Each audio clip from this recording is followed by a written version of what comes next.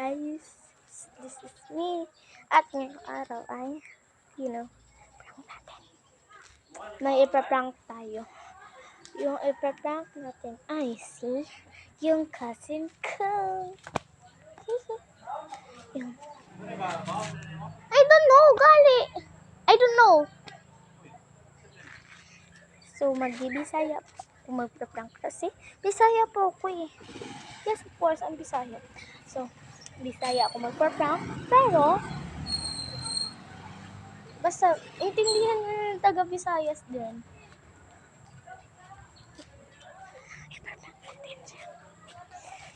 I'm coming! Wapas, mami yan. Pag-play lang dito. But I still have a question on you, Manoy. Pero sa tinood, bitaw mo na ano, bitaw yung anak ka, Manoy. Is it the right thing or not? Lahi ni na question, lahi po na imuha. Gusto ka din na ta magduwag Roblox?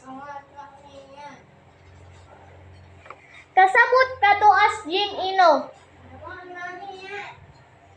So ganahan ka, din ako tawagan. Nasa ko'y pangutana.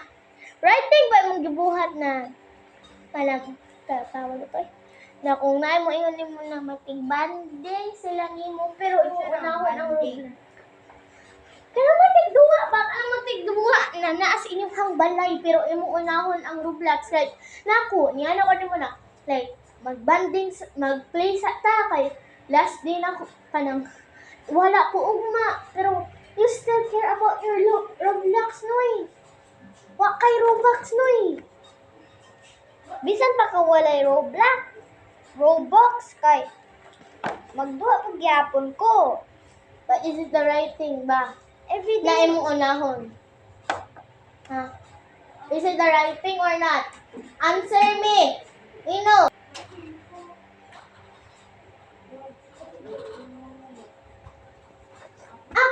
Ako'y maguwang din si Inuhan, di ikaw. Hindi naman lang yung listing. Anak ka? Ubag. Kinsay mas maguwang na to? Ha? Kinsay mas maguwang na to? Ubag.